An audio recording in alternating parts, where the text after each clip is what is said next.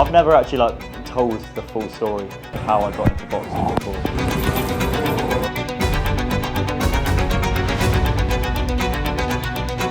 I think it's aggressive, and I just don't see the attraction in it at all. Because at the end of the day, it is a very serious sport. You know, people die inside the ring.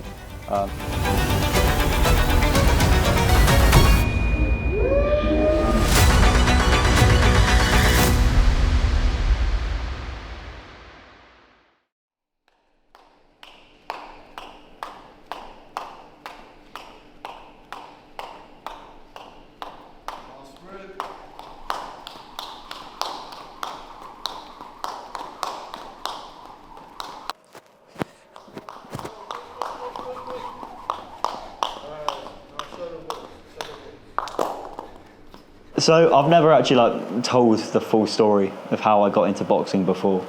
I mean, growing up, I was never a particularly athletic person. I never enjoyed PE or anything really.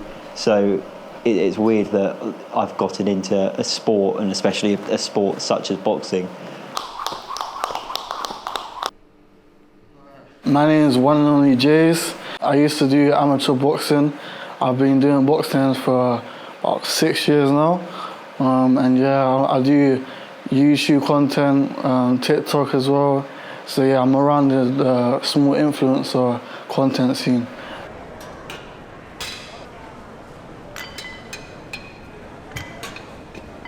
He was a funny little sausage. He's autistic. He was diagnosed at 7, so he's never been quite like all the other children, and he didn't like being in groups, so he did very little group activities. Those that he started, he would then stop when it got too much. For a little while, he did lightsaber training, which was quite interesting. But yeah, he's always been a very loving boy, but treads his own path.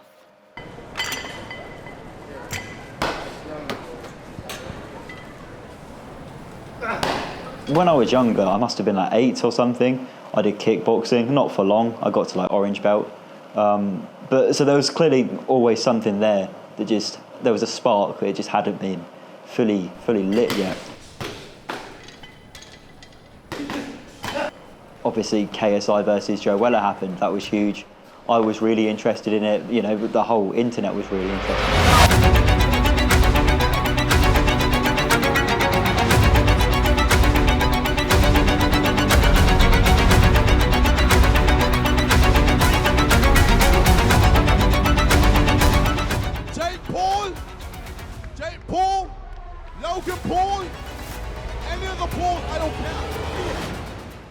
Me and a friend from school, we went, oh, it'd be really cool if we tried to recreate this in some way.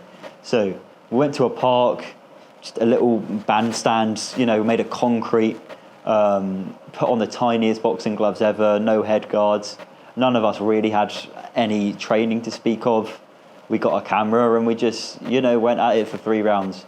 And, you know, I know it can be kind of frowned upon, but at the same time, that's kind of what got me into it properly. And it's better, you know, us doing that kind of thing than other kids at similar age carrying around knives and that kind of stuff.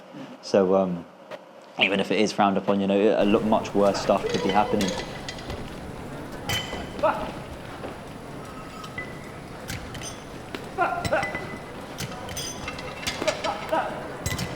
My first fight was a really interesting one.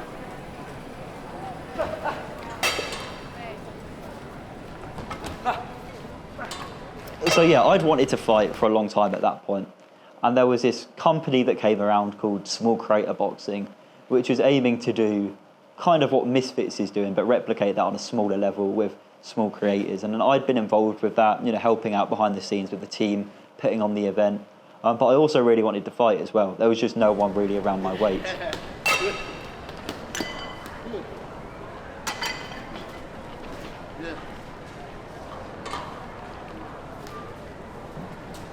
One day, Connor, the guy that ran the company at the time, he was like, yeah, we're looking for an opponent for some guy that's 57, 58 kg. And I was like, okay, perfect time. You know, I'm a little bit under that, but weight classes work out. And then I found out he was 6 foot and he'd also had more experience than me, much more experience than me. So I was like, okay, this fight's a big risk, but at the same time, I want to give it a go, you know, see what I can do and see what happens really, and dedicate myself towards this one thing.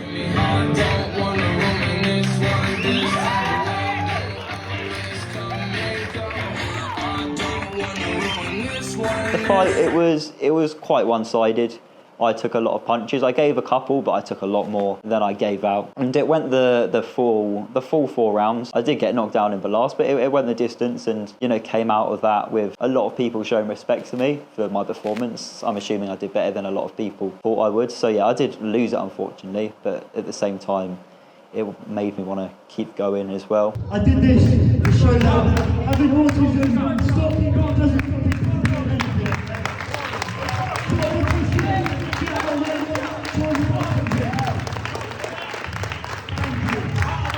I felt like there was something missing there, I wanted to win that fight to prove autistic people could do anything. And as much as I got in the ring and I put on a fight, I didn't win it. So I feel like there's still some stones that have been left unturned. Then how has he developed? Finn has definitely developed a lot. He's understood the boxing fundamentals, and he's willing to train, work hard, and his boxing fundamentals have gone a lot better, and you can tell he really wants it, and he's working hard. And after that loss, I can tell that it really changed him, for real. I can tell.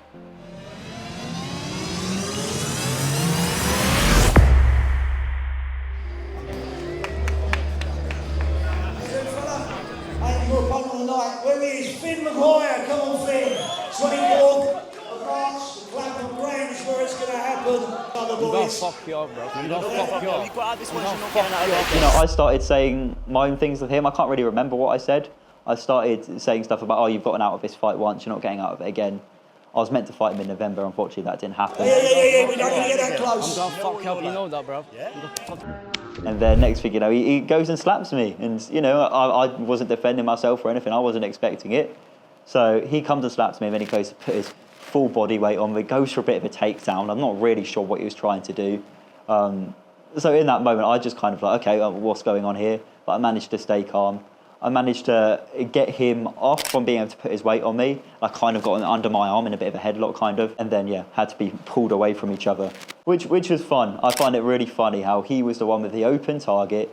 He had such a good opportunity to hit me with anything, and he was the one that ended up in a headlock and me having to be pulled off of him. I think I handled it well in the grand scheme of things.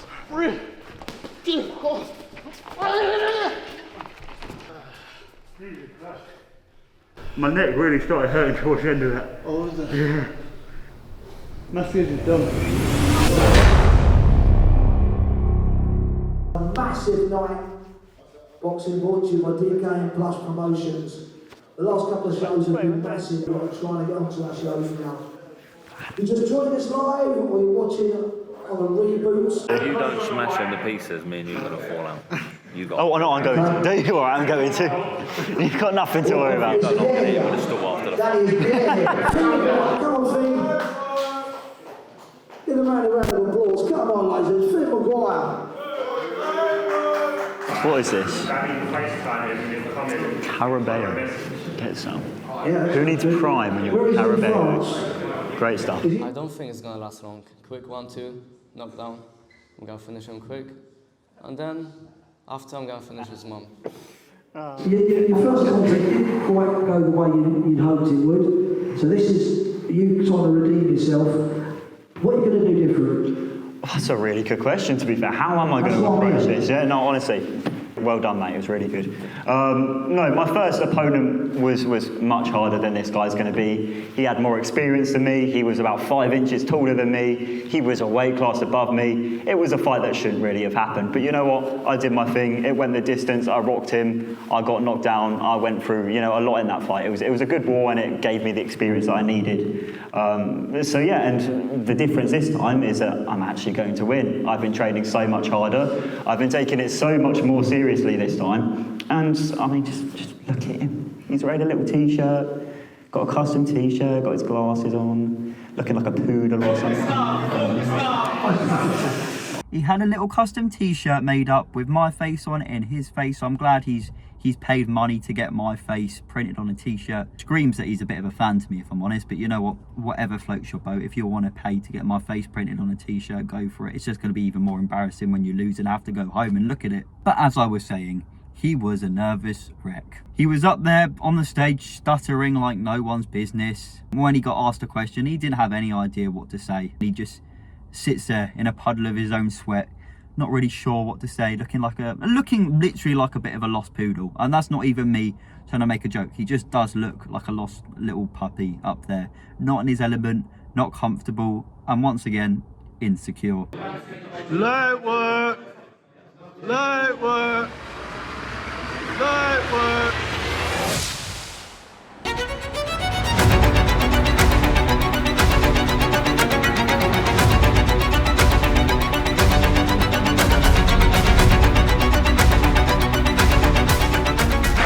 I'm feeling good. I'm feeling like quite relaxed. Obviously the nerves are coming on a little bit now, which are natural. The nerves are a part of it, but I'm feeling good. Just got to get into the mindset of like what I was at the press conference, because I know with that mindset I'll go in there and smash it out the park. So just got to get into that zone and I'll be calm.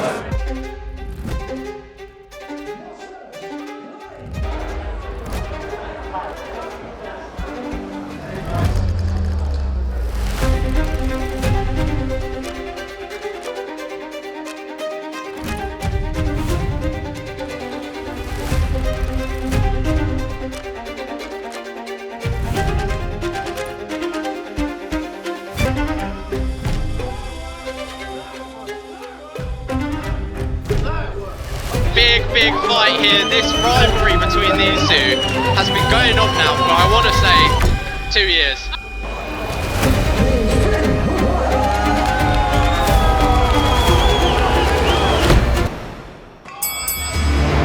Exactly how I thought the fight was going to go. Yeah. All guns blazing. They've both really got a point to prove here. A bit scrappy. Finn's throwing a lot more shots. Fella's a bit stiff, and it's a warm into it, relax a bit. But yeah, I mean, you can see they don't like each other.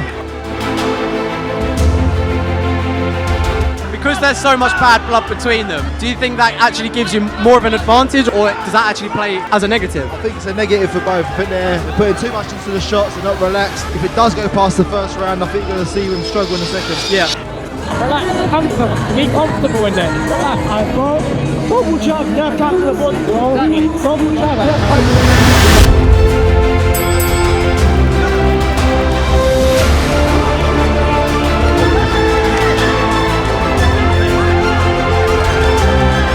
Good shot from Finn. Basic doesn't like getting hit. I mean, no one likes getting hit, but I think it is affecting him.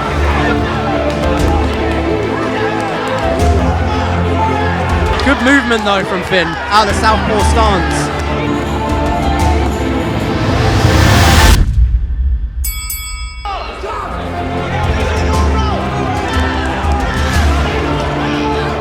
I think Finn's just edging it for me in these rounds. What are you thinking, John? Yeah, Fella's not made a dent in him yet. He caught him with a good shot at the start of the last round, but he's not done much since. Yeah.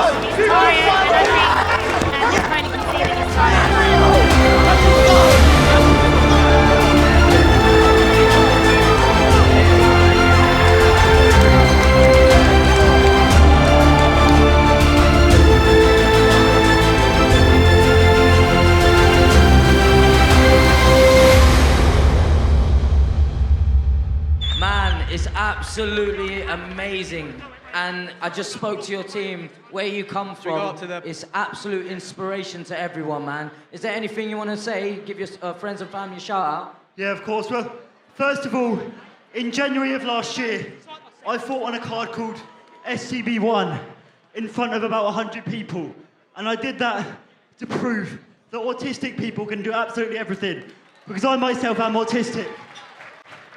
Unfortunately, last January I lost that fight. I proved I had heart, but I didn't prove I could win. Tonight I proved I could win.